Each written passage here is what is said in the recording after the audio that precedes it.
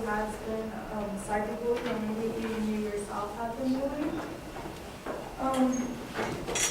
I have been through bullying before throughout my life, so this topic is something that really interests me, and it's really important to me to express what the effects of it are. So I have done countless of research on this topic, and that's why today I would like to warn you about the dangers of cyberbullying on high school students. I would like to talk to you about 3 effects that cyberbullying has on teens, which are anxiety, depression, and suicidal thoughts or actions. The first issue I would like to talk to you about is anxiety. Cyberbullying can lead to teens having anxiety, and it's been proven that when you are cyberbullied, you have more of a chance to develop anxiety than your peers do. So Swan Suyer and Brandy Berry, bullying special edition contributors, found that students who reported that they were victims of bullying on a frequent basis endured significantly higher levels of anxiety than their peers. I feel like the reason why students who are cyberbullied have anxiety is because they're constantly worried about what people are saying about them, or they're nervous of going to school because they feel like everybody's going to talk about them. And they also have the fear of everybody's gonna try to hurt them. They feel like the world is against them kind of, so they start sheltering themselves and not wanting to go out a lot. And Robin M. Kowalski, who has a PhD, and Susan P. Lambert, also with a PhD, are researchers, and they have recognized that depression, anxiety, and low self-esteem may be both consequences to bullying. Thus, children who are bullied may be more likely than others to develop problems with depression, anxiety, and low self-esteem.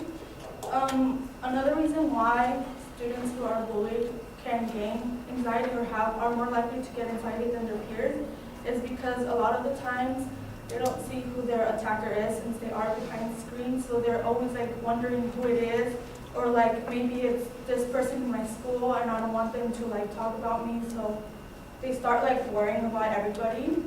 And also, I know when I was bullied, I started sheltering myself. I stopped going out with my friends. I stopped wanting to go out with my family because I felt like everybody was judging me, even though I knew they weren't. It was just something in my head where it would stop me. I had social anxiety in a way where it would stop me from having fun in my life. And not only does it cause anxiety, but it can also cause depression. Students can also get depression due to cyberbullying, and it's not an unusual symptom. This happens a lot to numerous students. Lisa Epicito researched actions most likely to cause students to develop depression, and came to the conclusion that young victims of cyberbullying are more likely to suffer from depression. The reason why they are more likely to suffer from depression is because they feel vulnerable against their attacker. They don't really have an outlet to express their feelings, or to tell people what's happening, because they're scared they're going to get judged. And also, when you are bullied and constantly told names, it comes to a point where you start to believe what they are calling you. And I know my cousin in 5th grade, she was bullied a lot for her weight, and they would call her pig and stuff, names like that. And she started to believe it, and she was only in 5th grade, so she stopped eating. She started making herself throw up, and none of us knew what was going on because she was too scared to let us know. But then her mom noticed that she was losing weight like a lot, like too fast, so she took her to the doctor.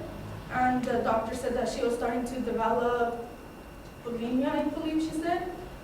And it was shocking to us because she was only in 5th grade and we couldn't believe how something like that could happen to her at such a young age.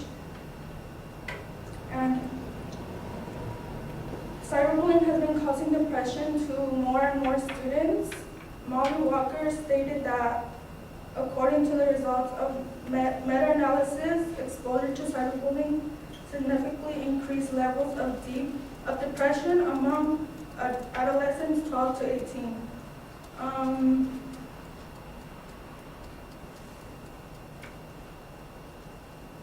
Well, cyberbullying is a big cause.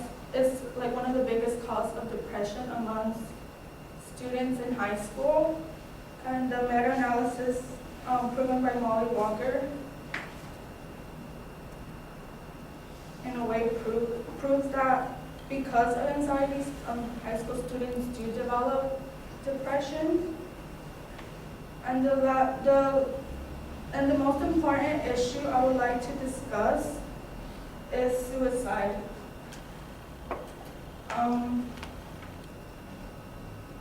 Cyberbullying can cause suicide or suicidal thoughts among teens and young adults. Researchers at Yale School of Medicine, Shin Kim and her colleague Bennett Lamento analyzed 37 studies and reported that almost all of the studies' connection between being bullied and suicide thoughts among children. 5 reported that bullying victims were 5 to 9 times more likely to report suicide suicide thoughts than other children. So what she basically is saying is due to cyberbullying, teens are more likely to have like suicidal thoughts, and like some even have some of the students even go through with the action. So Dave Molak, he was a victim of cyberbullying. He didn't let his parents know what was happening. Nobody knew what was happening. He was a happy young boy. Nobody suspected anything until his parents found him hung in his backyard. And that's when the dad went through his computer and he found messages of what was going on, and he couldn't believe it was happening because he was hiding it from them, and he did a really good job at it. So that is why I believe letting people know the effects of cyberbullying, which are 3 of the most important effects of cyberbullying, which are anxiety, depression, and suicidal thoughts. It's something important for people to know. A lot of people don't really think of it as a big deal. They tell people, oh, they're just words. Don't take it personally or something like that. But I know for experience that words do hurt and they can cause people trauma. Cyberbullying is a really big issue in today's society, and I feel that it needs to be stopped.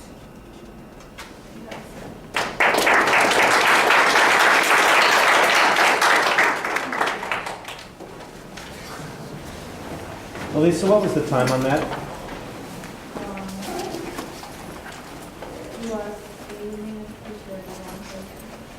It was plus 31 seconds? So it was 8:31. Okay, thank you.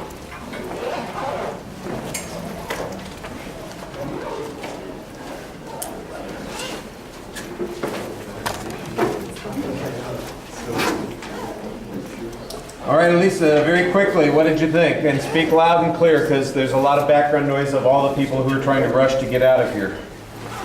I felt like her speech had a really strong message, since it's something that she lived, that she had to experience. The only thing is that when giving examples, she used the word like too much. Just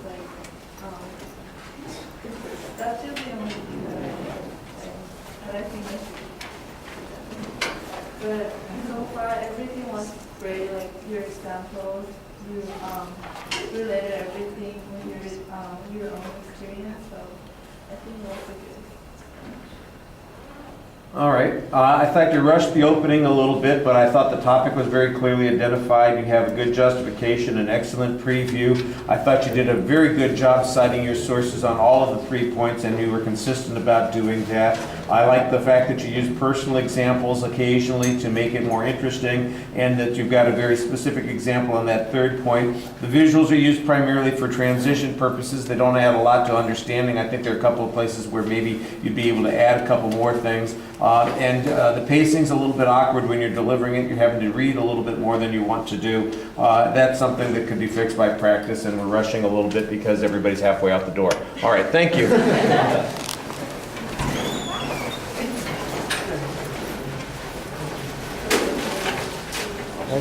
Responding slowly. I don't understand.